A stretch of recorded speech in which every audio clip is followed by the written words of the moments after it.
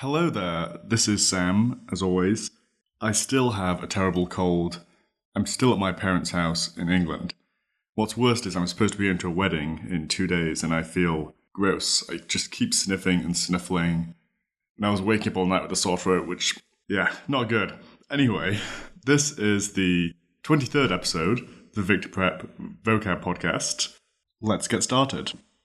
The words from episode 22 were livid. That meant furiously angry, enraged, mad, seething with anger. Axiom, a noun, means a truth that requires no proof, a universally accepted rule or principle. Discerning, that means showing good judgment. And our final word was striated. That meant striped or streaked, patterned with bands or grooves. Now, I know you're excited about the new words, so let's get going with those.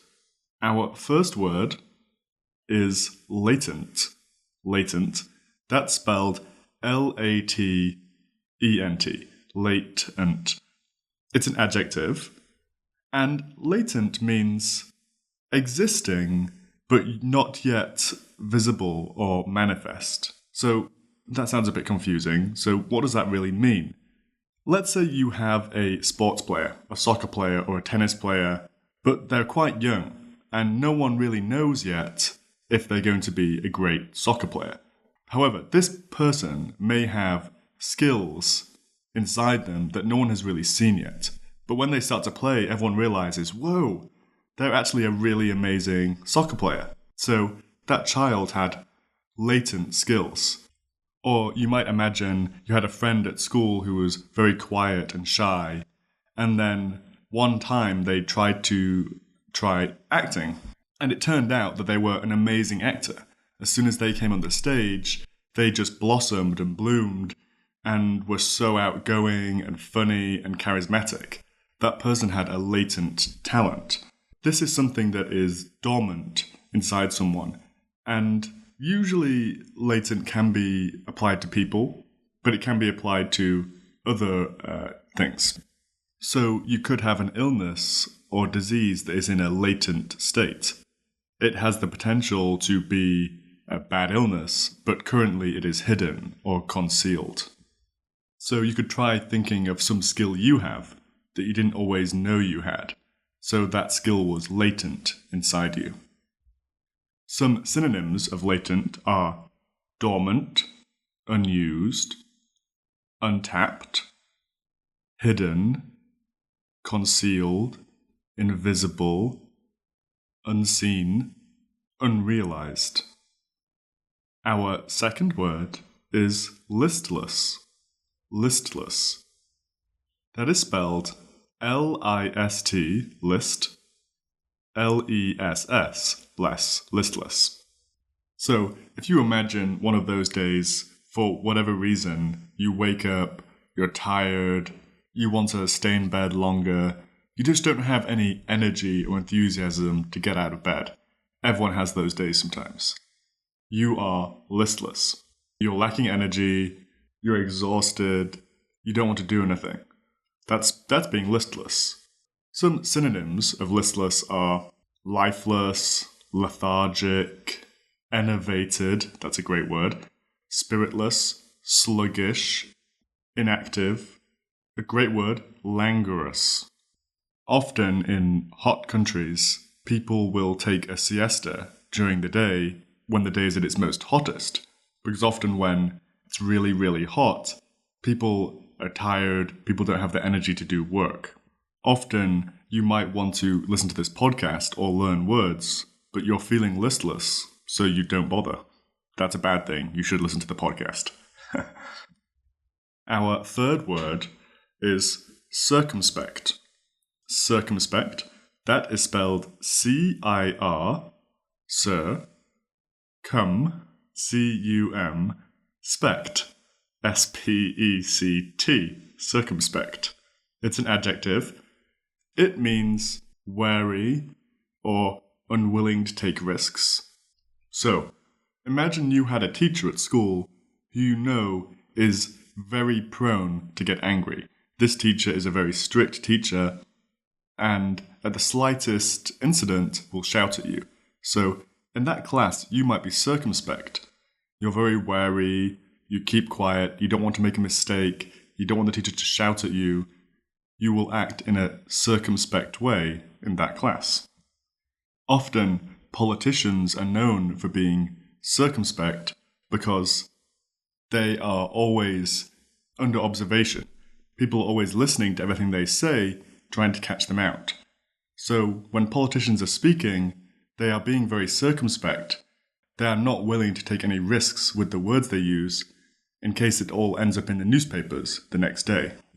Some synonyms are cautious, wary, careful, guarded. Our final word is inundate. Inundate. It is spelled I-N-U-N-D-A-T-E.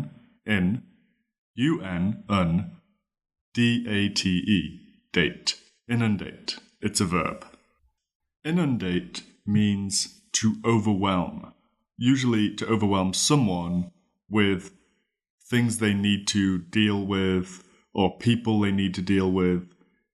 It means to flood someone with too much stuff. Let's say you are a celebrity and you've just been on TV, you're extremely famous. You might be inundated with letters from your fans. And you have so many letters from your fans, you simply cannot answer them all. You are inundated with letters. Let's say you are a professor at a university and you're teaching an extremely difficult class. And you've just taught that class and it was explaining something very complicated. After the class, all the students are coming up to you, asking questions, trying to get your help.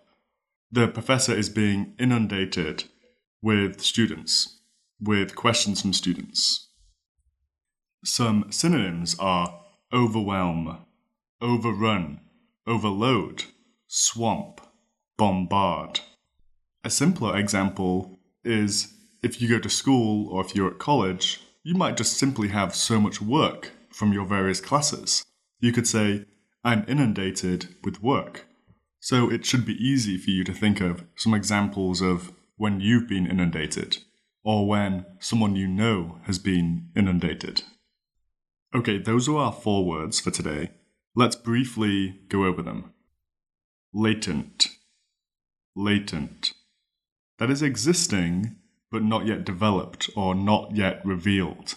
So something that's present in someone, but not visible to everyone else yet. Listless. Listless. That is lacking energy or enthusiasm, tired, inactive. Circumspect. Circumspect means wary, watchful, cautious, not willing to take any risks. And finally, inundate. Inundate means to overwhelm, to give someone too much stuff to do, to overrun someone.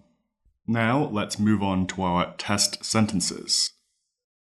The crooked politician was extremely guarded in all his interviews with journalists. Extremely hot and humid weather takes away all my energy to work. I just want to laze around and take naps.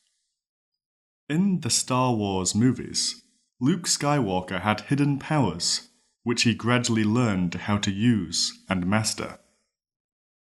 After giving birth to triplets, Jessica was constantly overwhelmed because not only was she looking after the babies, but also studying for her PhD. So guys, those were our words for today. Bit of news, as always. It would be really, really amazing if you could find the Facebook page and like it. And also, perhaps this is even more important, if you could rate the podcast on iTunes and give it a review if you have the time. This really, really helps because iTunes shows podcasts with more ratings higher than other podcasts.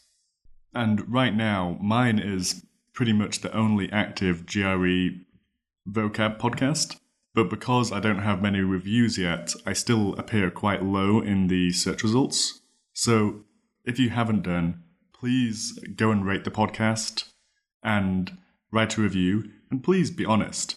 I'm not going to try and bully people into writing reviews. I want people to write a review if they think the content is good and if I'm doing a good job. That's all I want. So please take a few minutes to do that. It means so much to me. Or if you do have any friends who are taking the GRE, just let them know the podcast exists. That would be great. As always, thank you so much. You can always email me directly at sam.fold@gmail.com.